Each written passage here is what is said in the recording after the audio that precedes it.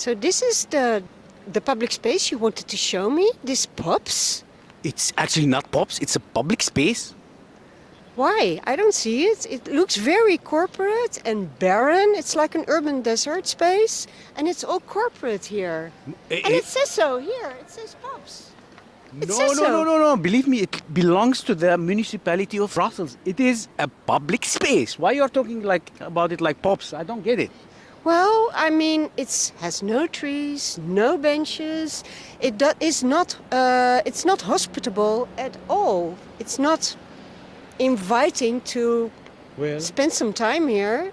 Do you think so? Where are the trees? Where are the benches? Whenever we talk about public spaces, we always have problem to define the publicness of these spaces, because it can alternate whether we are talking from a legal point of view or we are talking in the way this space is being used. And as you know, we always criticize pubs or privately owned public spaces as spaces that act as they're public, but they're actually being held in the hands of private corporations and private entities. But did you actually know that there are urban spaces that are publicly owned, but they behave like they're corporate? That's weird, right? And is that all?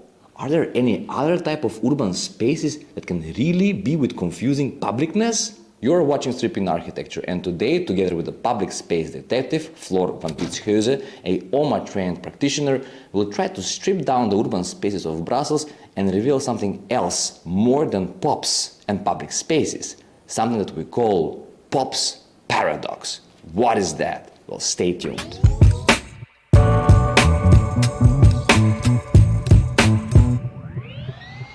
Pubs paradox number 1. We will be stripping this square with Floor to prove whether it's pubs or a public square. A pubs is an abbreviation of a privately owned public space. So it's not owned by the public, it's not owned by the city, but it's owned by usually a large corporation.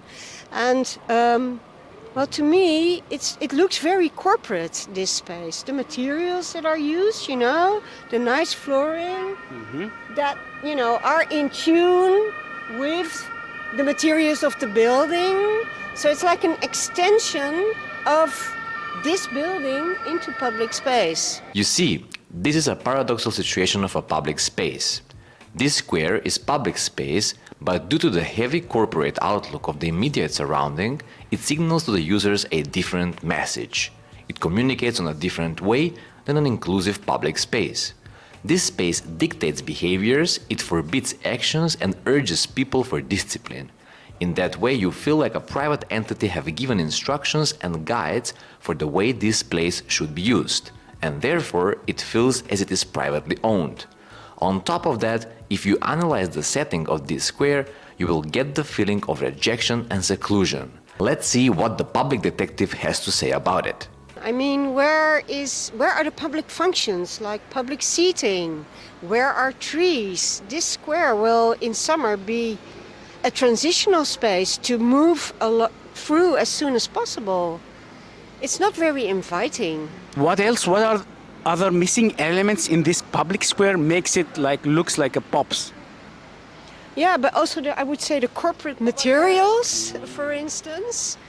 Steel and glass, shiny stuff, exactly, smooth stuff, etc.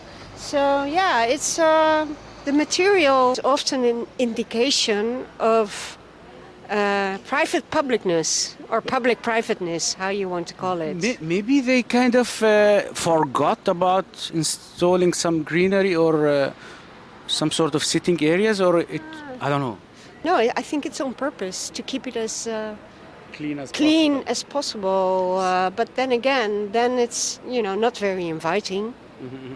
So the fact that they skipped the benches, as simple as that, trees, greenery, even little fountains, what we see them in Brussels. So you don't want to have people hanging around for a long time. Yeah, that's exactly. It's not. Yeah, it's nudging people to move on quickly, not to linger. I mean, it looks like an urban desert space. There's no greenery. I mean, well, maybe apart from that one, that little thing here. No greenery. It will be hot as hell because in summer, because the flooring is black. and no benches at all. No fountain, no central piece to draw the attention, because it's not just about the square, the space of the square. It is also important that the buildings communicate with the square, you know, that there should be public functions over there. There should be a cafe or bar, or it should invite, if it's a public building, I don't know, it should invite people in. You know, it should be a smooth transition from outside public space to interior public space. You see some people sit there, but... So there are benches? Yeah, well, they're not put there for that. I think they were put there to mark off this area so that a car cannot drive into it. They're anti-terrorism or something like that. They're defensive. So something like that, huh? It's true, because if you come with a group of people or you are two, you can't sit beside each other, so it's not a place to socialize.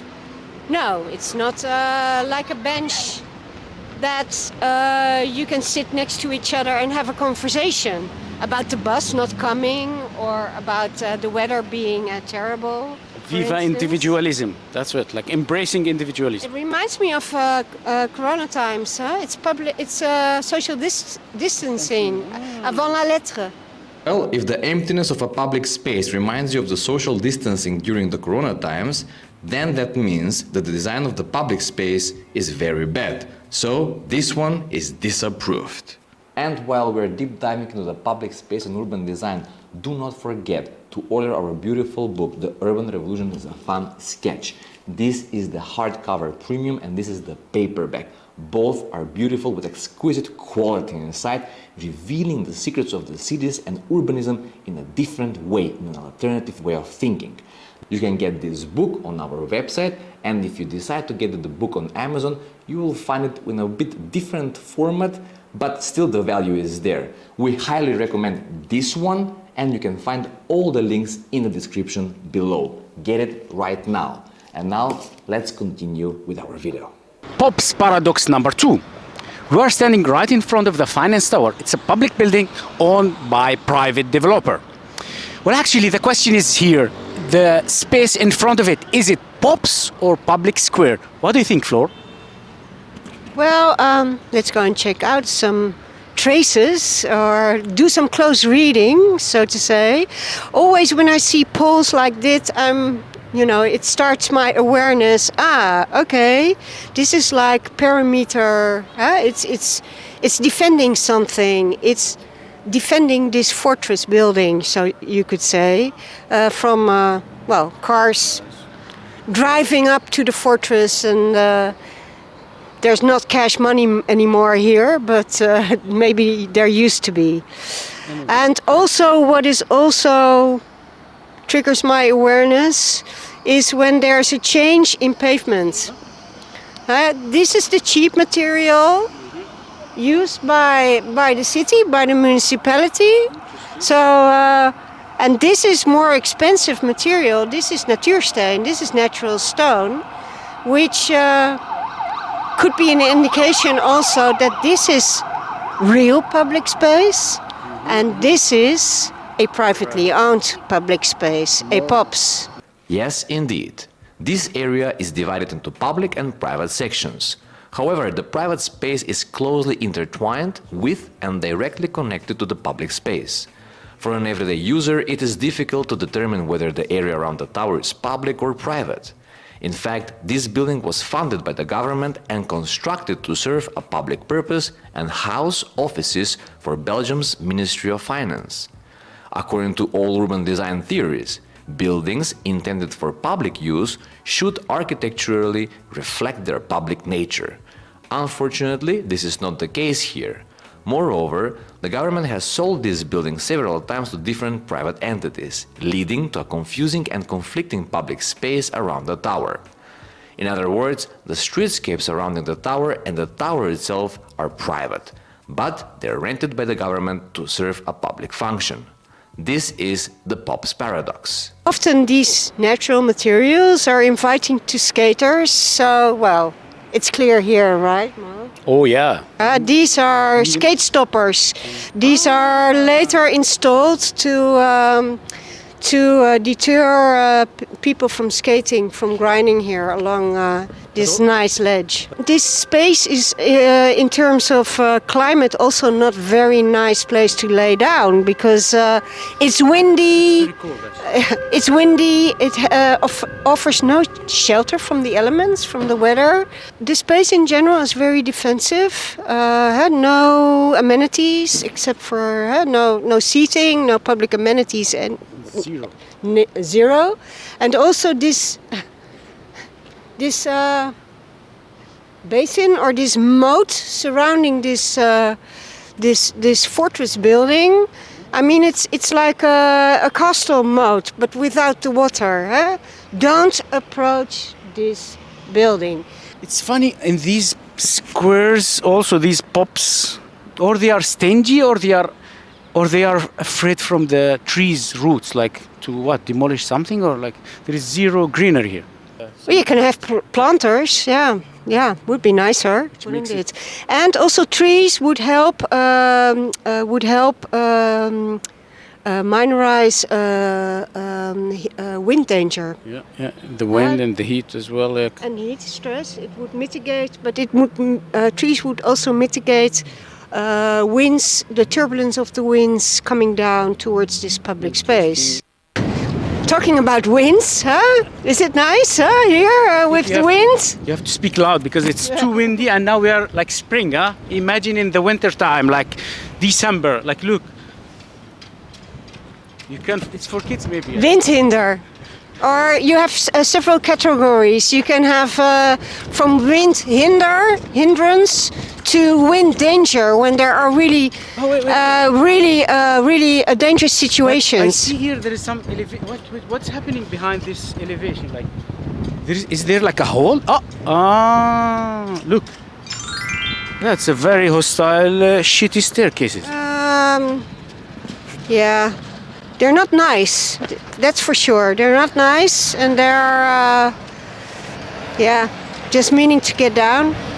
Very bad, very, very bad. But also, did you notice something? We saw zero people hanging out or sitting in this square, even the people who work. Yeah, interesting. Yeah, it'd be nice to discover the life around here at night time. The nature. So, which means less people hanging or passing by here. Oh, no. This is low maintenance, which means it's the public responsibility. Because if it's the private, they will take care of it. They hate little plants. I'm telling you, I guarantee. Yeah, but if you have this building which radiates, which is called the finance tower, where taxes are being collected from the public to be spent also on public, on public use, then they should, also have some money to do maintenance, right? Interesting. So let's sum up this very extraordinary square, Pops. It's remarkable that it's a private building owned by a private corporation, rented out to a public institution. So it's like a double paradox. An urban space that surrounds building that hosts public function or public service must at least be welcoming for all the citizens. As we can see here, the urban syntax of whole this square, it's telling to the citizens a discrete message: you should live. In that regard, this space is disapproved. And Pops paradox number 3. Here we are standing right in front of the Pension Tower in Brussels. So tell us about this fancy Pops.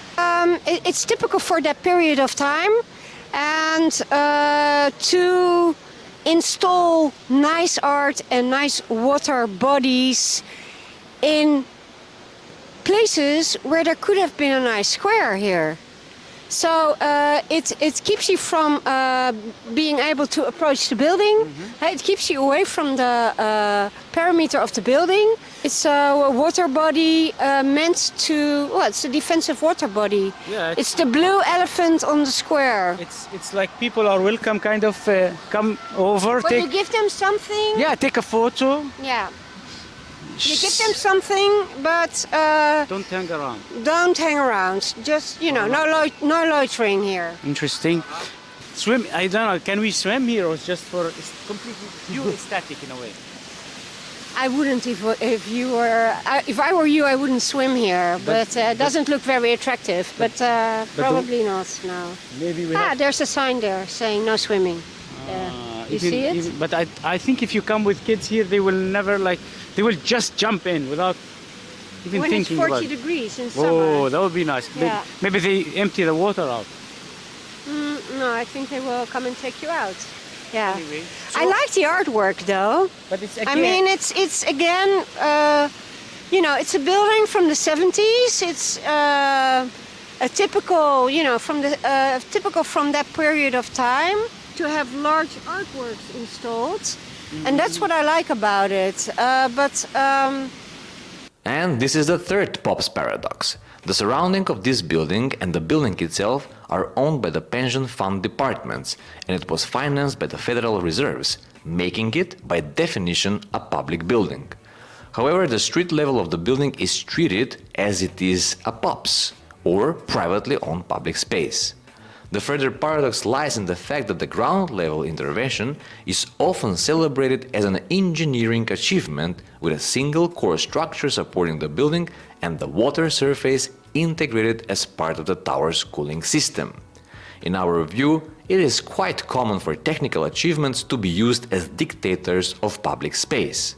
A building, especially a public one, should be equipped with excellent technical systems, and it should offer inviting spaces. In the context of the 70s, when this building was constructed, the surface level was designed with a lazy, authoritative, top-down approach, bypassing and skipping the debate on creating inclusive public spaces with technically drafted plans on paper. This is the master paradox: a public space and public building that literally functions as a POPs. Back to the material, I can see here like massive, I don't know what was this, like stones or something, and then we end up with small ones there. Let's check it, let's check it. Let's show it on the camera.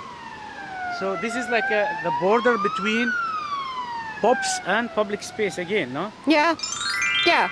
Well, this is the material that is used on the sidewalks that the city uses.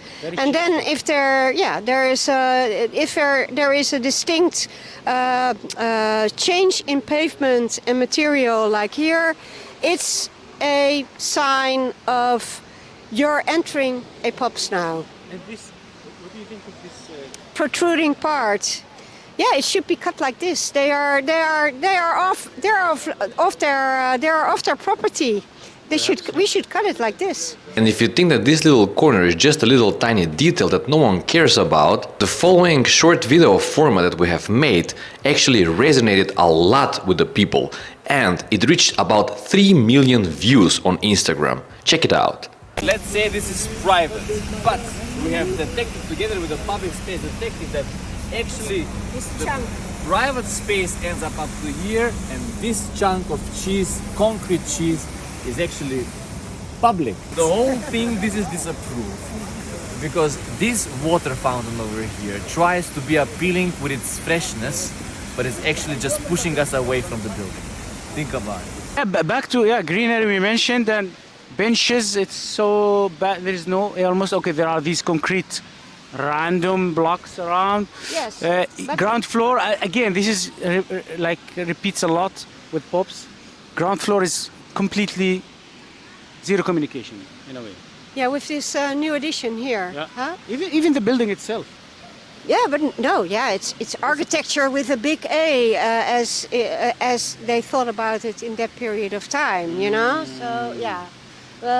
But there's also an indication of it being a POPs. Here.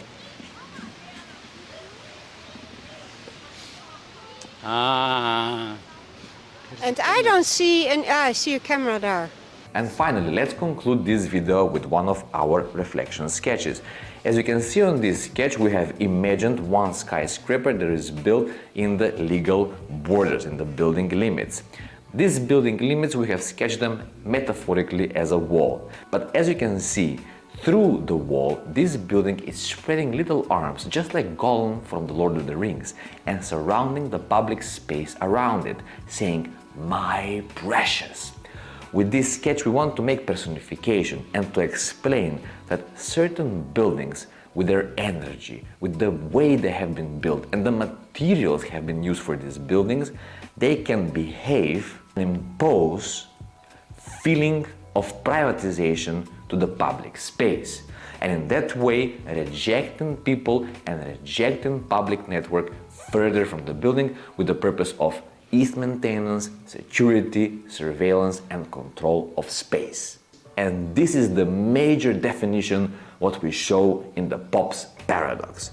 Well, there you go. We hope that whenever you see these kind of strange Pops paradoxes, spaces, public spaces that behave as private, this image can ring a bell in your mind and say, aha, this is what stripping architecture and public space detective have been talking about.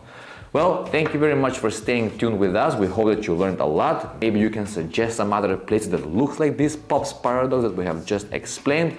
Don't forget to get our books. You can find the links below in the description. And of course, please feel free to subscribe to our Patreon channel, where you can find all the different sketch reflections that we're making conclusion with in our YouTube videos. And these sketch reflections actually are the candidates about making the new book. So not all of them will eventually be published in a book. So we call them collectible cards, and by subscribing in one of the tiers on Patreon, you can start collecting these beautiful sketches, which are also followed by intriguing comment that actually can give direction towards better cities.